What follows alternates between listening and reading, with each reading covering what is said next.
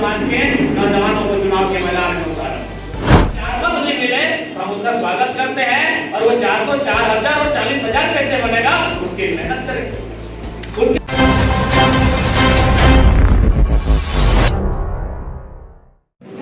सभागार में बड़े भाई मौलाना मुफ्ती अब्दुल्ला अजहर साहब के नेतृत्व में हमारे अभिभावक शमसुद्दीन अंसारी जी के प्रयास से अल्पसंख्यक अधिकार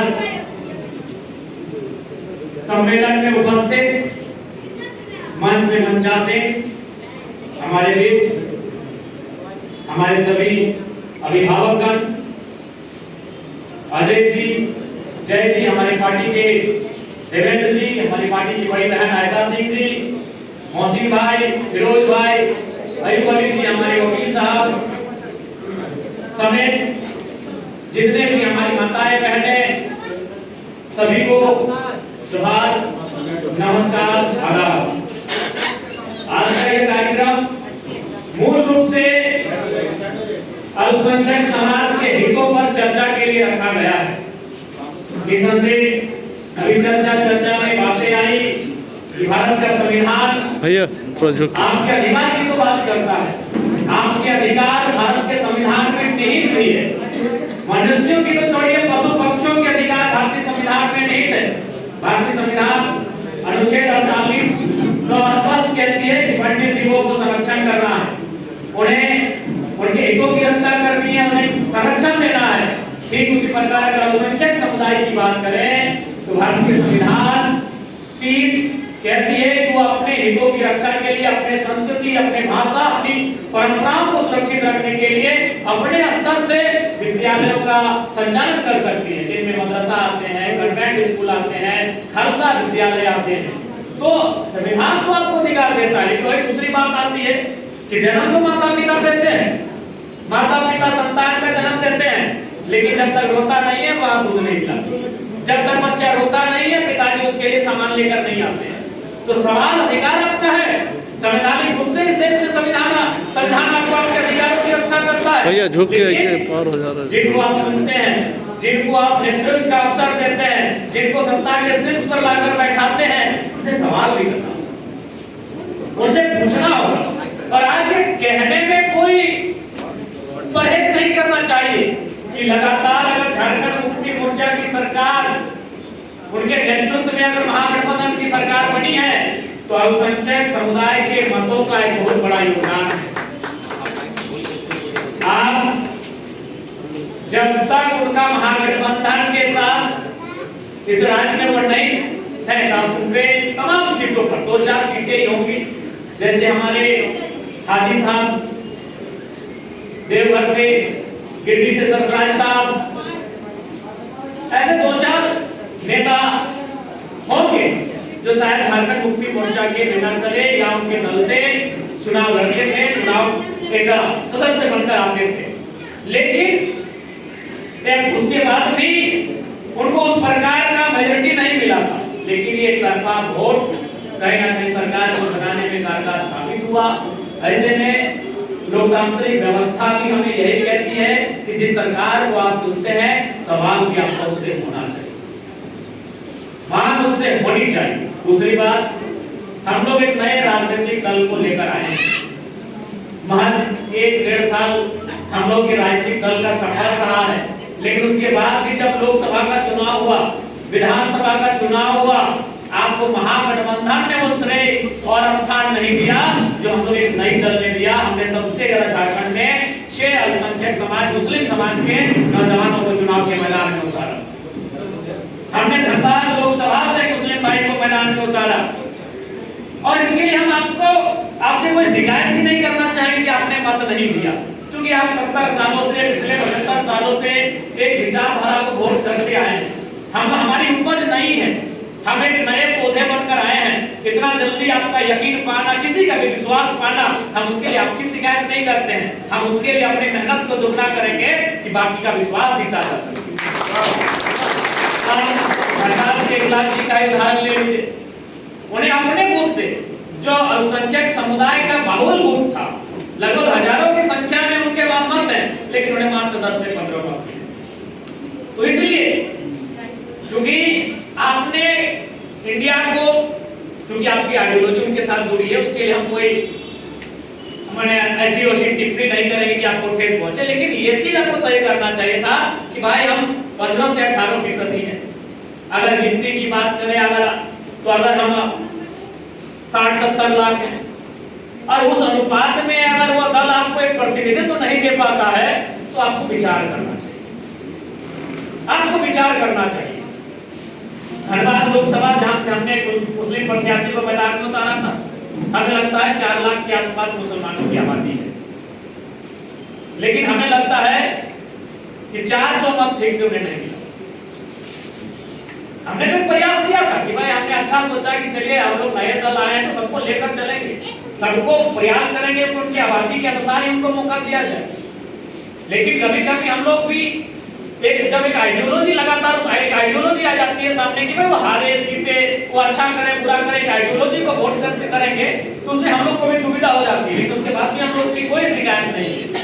हमें अगर 400 नहीं 4 मत भी मिले तो हम उसका स्वागत करते हैं, और वो 400 4000 और 40000 कैसे बनेगा उसके लिए मेहनत करेंगे, उसके लिए हम लोग प्रयास करेंगे, उसके लिए हमारी कोई शिकायत नहीं। आई थिंक हमारा कोई भी कार्यक्रम होता है, जनता दरबार होता है, कोई हमारे सामने आता है, हम कभी उससे ये नहीं पूछते कि आप हमारे समर्थक हैं या नहीं है, आप हमारे मतदाता हैं या नहीं है, समस्या क्या है बताइए, हम आपकी समस्या का प्रयास करते हैं।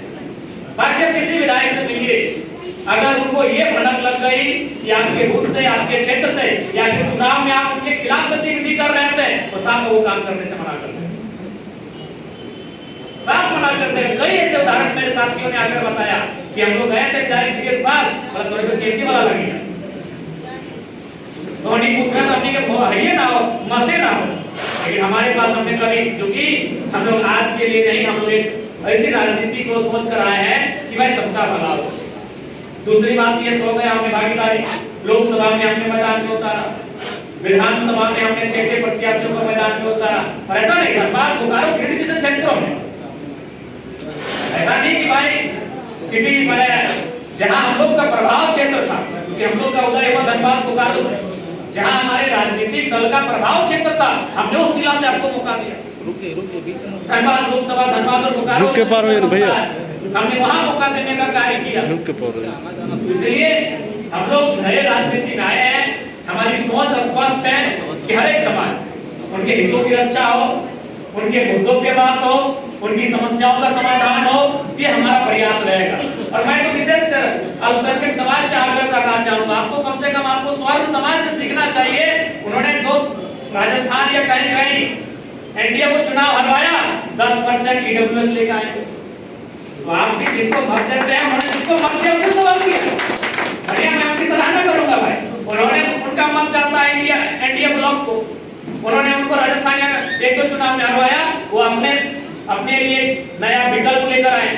लेकिन सवाल आपका झारखंड को आप मुक्ति मोर्चा के नेतृत्व में पिछले 2 टर्म से आप लगातार अच्छी सरकार बना रहे हैं, मजबूत सरकार बना रहे हैं, तो भाई सवाल भी आपको यही करना, तो इसलिए ये चीज तो तय करनी होगी कि आपके हितों की रक्षा हो। अभी हम लोग एक विधायक हैं, आपने कई सारे मुद्दे दिए, विधानसभा का आपने देखा होगा, विधानसभा का बहस मैंने आपके उर्दू एकेडमी के मुद्दे को उठाया था, आपकी हज यात्रा के मामले को उठाया था, आलिम फाजिल के मुद्दे को मैंने विधानसभा में उठाया था। लेकिन भाई मैं एक पार्टी का सिंगल विधायक, हमें वो पर्याप्त समय मिलता नहीं, समय के बाद विवाद होता है तो हम लोग को पार्टी की गिनती के हिसाब से मिनट मिलता है। जेएमएम पार्टी के 34 विधायक, उनको 34 मिनट मिलता है, भले वो 34 विधायक मिल के बात रखें या एक विधायक अकेले 34 मिनट तक बोले। भारतीय जनता पार्टी के पास 21 विधायक है, उनको 21 मिनट का समय मिलता है, वो अकेले बाबूलाल मरांडी जी बोले या फिर 21 विधायक मिलके बोले। कांग्रेस के पास 16 विधायक, उनको 16 मिनट मिलता है, कोई विधायक अकेले 16 मिनट बोले या 16 विधायक मिलके 16 मिनट मिले। लेकिन भाई मैं अकेला विधायक 1 मिनट का समय आवंटन होता है, उसमें राज्य के इतने मुद्दे लाने पड़ते हैं, उस बीच मैंने आपके कई मुद्दों को लेकर आया हूं, तो मेरा तो सदैव प्रयास रहता है कि जो मुद्दे बोल कर रहा है तो मुद्दे मैं सरल हो, सदन हो, हर जगह दिखे। रिसेंटली आज इस सभागार में मैं आपको यह आश्वस्त करना चाहता हूं कि जो मुद्दे या फिर जो ज्ञापन मुफ्ती साहब के माध्यम से आपके उपस्थिति में, हम तमाम हज़ार की उपस्थिति में हम तक आए हैं, मैं उन मुद्दों को विधानसभा तक ले जाने का भरसक प्रयास करूंगा। इस बार में जो समय आएगा, सेशन आएगा, ये 4 दिन का रहेगा। तो 4 दिन का सेशन अगर 2 दिन शोरगुल भी हुआ तो विधानसभा खत्म। मेन समय हमको मिलता है बजट के समय। उस समय आपके बीच से जितने भी आवेदन हमें मिले थे, जो हमारे साथियों के माध्यम से मैंने उसे वहां लेकर रखने का काम किया। और मैं आज पुनः इस बात को लेकर कहता हूं, हम लोगों का प्रयास ही नहीं, हम लोगों ने करके दिखाया है कि भाई जब हम लोग भागीदारी की बात आएगी, सभी समाज के हितों को ध्यान में रखकर भागीदारी का निर्णय लिया जाएगा। आज हम इस बात को भी मानते हैं कि आज इस देश में जो माहौल तैयार हो रहा है, उस माहौल में सामाजिक समरसता को स्थापित करना, उस माहौल में सौहार्द और भाईचारे को स्थापित करना बहुत बड़ा चैलेंजिंग हो गया। आपने देखा होगा उत्तराखंड के रहता एक भाई दीपक जी थे, जिन्होंने एक अल्पसंख्यक समाज के बुजुर्ग व्यक्ति की दुकान को बचाने के लिए अपना परिचय मोहम्मद दीपक दिया। उस दिन से उसकी दुकान ही ठप हो गई। आज के समय में इस बात को स्वीकारना होगा कि एक माहौल, एक नैरेटिव ऐसा सेट हो रहा है कि हमें आपस में बांटने का प्रयास किया जा रहा है।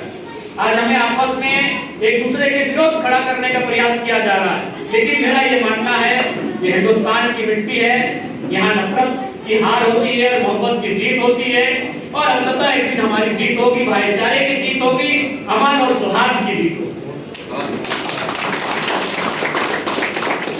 और हमें वो प्रयास करना होगा, मरते दम तक करना होगा, क्योंकि इस मिट्टी में सभी लोगों का संघर्ष, सभी का संघर्ष है।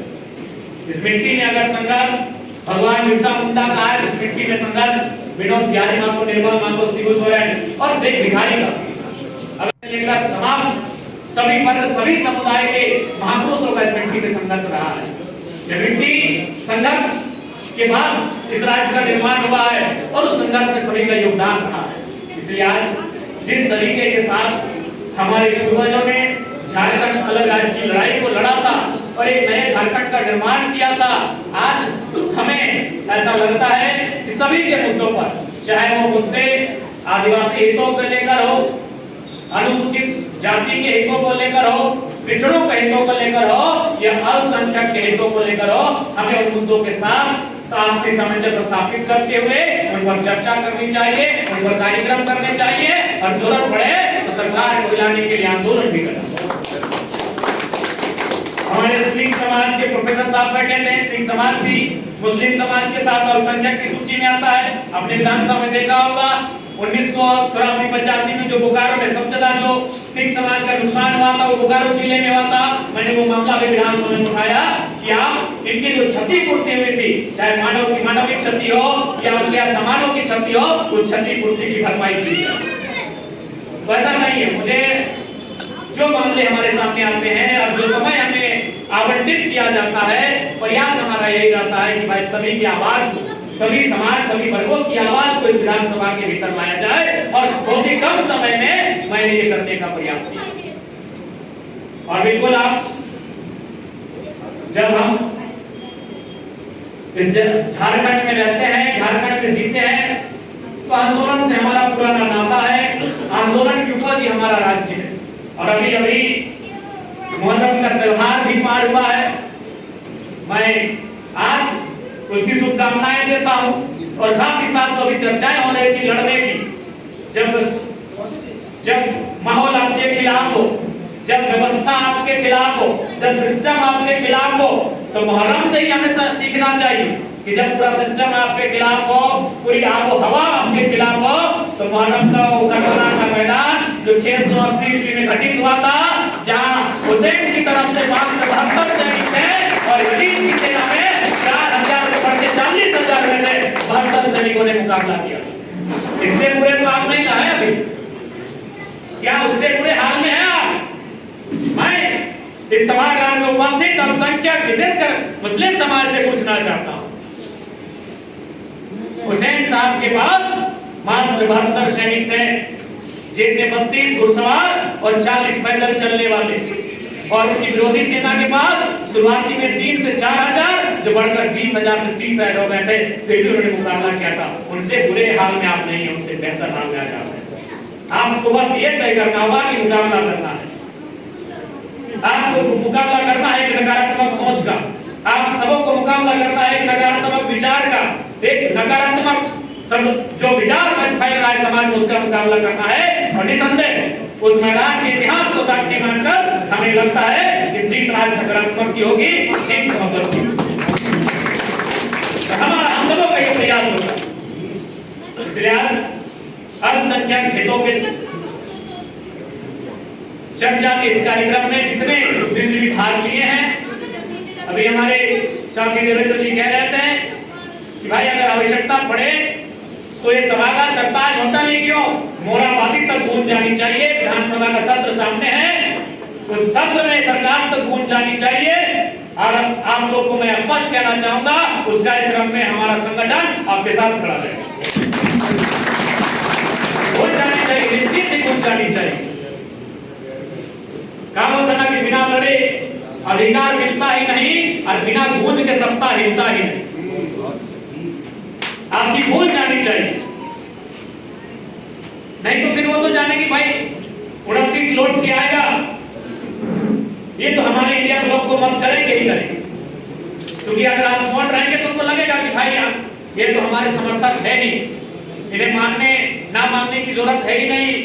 तो आज मानना होगा, जिसको आपने चयन किया है उसके सामने आप मिलाना होगा।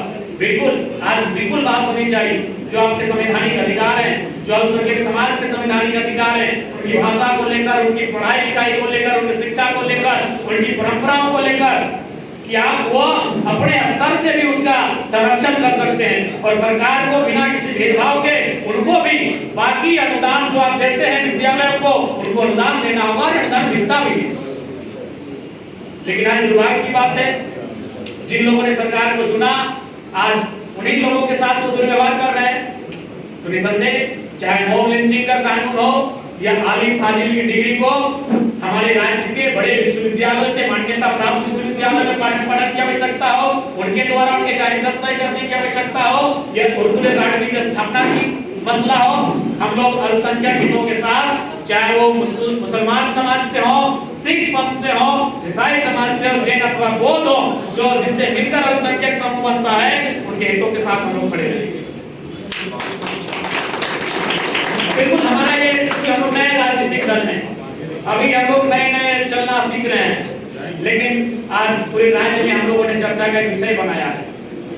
आज पूरे राज्य में जहाँ समस्याएं होती हैं वहाँ हमारी एंट्री होती है। आज ये संभव आपके आशीर्वाद से और आपके दुआओं से ही हुआ है, इसलिए ज्यादा समय नहीं लेंगे। हम लोग का हमारा पास्ट रिकॉर्ड भी आपके सामने है। लोकसभा के चुनाव हो चाहे विधानसभा के चुनाव हो, या अभी तक जो विधानसभा में चर्चा हुआ है वो सारे रिकॉर्ड आपके सामने है। उसको देखने के बाद, उसका अध्ययन करने के बाद आप स्वयं आकलन करिए, आप स्वयं ही आकलन करिए कि क्या हम लोग सबों के लिए, सभी समुदाय, सभी वर्ग के लिए आवाज बन रहे कि नहीं बन रहे। यदि उनका आकलन करने के बाद, यदि उसका अध्ययन करने के बाद आपको प्रतीत होता है, आपको ऐसा लगता है कि हमारी आवाज सबके लिए है, तो ही हमारा साथ दें, जबरदस्ती हम लोग साथ नहीं मांगे। हम लोग आपको अपना कारण बताएंगे कि हमने ये किया, हम लोग आपको सोर्स भी देंगे जब इनके माध्यम से जानकारी ले लीजिए। उसके बाद अगर आपके दिल को गवाही लगता है कि ये नए लड़के अच्छा काम कर रहे हैं, तो निसंदेह आपका आशीर्वाद हम लोग चाहेंगे। और लगता है कि बच्चे नहीं कर पाएंगे, हम लोग जोर जबरदस्ती नहीं, हम लोग किसी प्रकार का न डर दिखाएंगे, ना किसी प्रकार का हम लोग कोई ऐसा विषय पे चर्चा करेंगे जो कि आपसी मतभेद और मतभेद का विषय हो।